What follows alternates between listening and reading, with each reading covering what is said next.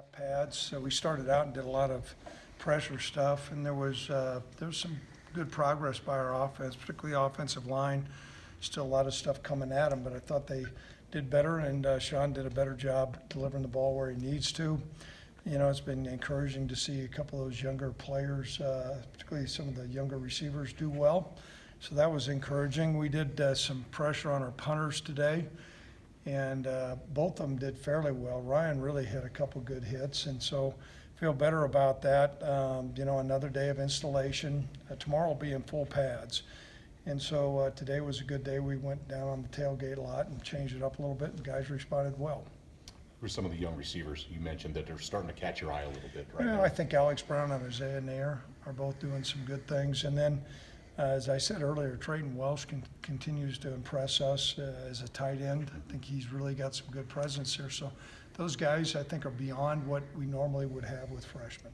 How is Sean throwing the ball through the first week of practice? I'd say a little bit behind where we want him to be. Started out fairly well, but there's more things coming at him, and this is all the progression of a quarterback. I'm encouraged, but probably not as far along as maybe what we want. How much, I know you guys are doing blitz drills and stuff, how much live stuff are you throwing at the quarterbacks right now? Well, even though it's blitz and some of the other stuff, we're not tackling the ground, but all those pictures are pretty much live for that guy, and that's why we do a lot of 11-on-11 work.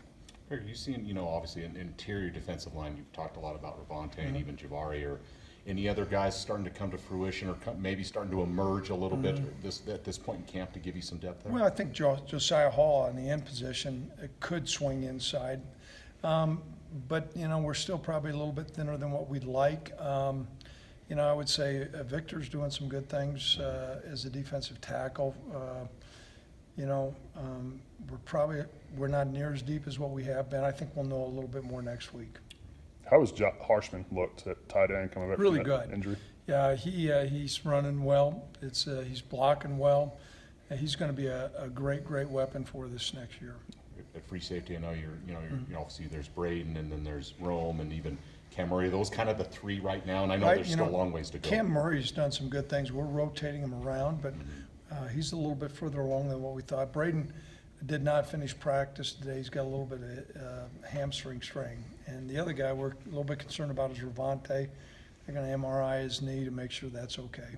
With the size that Nate and Jackson have at tight end, what kind of versatility does that give you at that position? Well, a lot of versatility. You know, we're pretty mature at that spot now as far as what type of tight ends we want to have. And so beyond being a good blocker, they're good receivers. And so having those guys in our arsenal gives us a lot of flexibility. You ever coach two tight ends that big? No. Yeah? No, they're big, and big is good. What did you like about, I mean, obviously their size, but into the recruiting process when you You know, Nate was from a smaller school in the northeastern part of Ohio.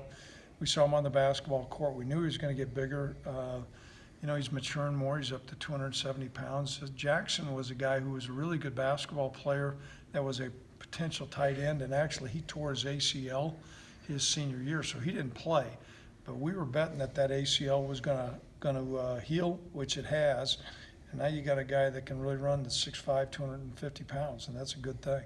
They're going on full pass tomorrow. Are you scrimmaging at all tomorrow? Or is No. it just a normal practice? You know, we may do a little stuff in the end goal line, but most of the time when we're rotating through, we're going to go spiders one day, half pads, full pads, and then continue to mix it up. I saw Alonzo Hall's got a boot on his foot. Is that a concern long term? Well, I not a long term, but he's got a fracture in there, and that's going to heal. And it was not surgical, but it's going to be, you know, several weeks before he's able to go. You mentioned some of the true freshmen earlier. Are there any others at any other position that are standing out to you right now? Well, every time that I would say nobody, then there's going to be somebody.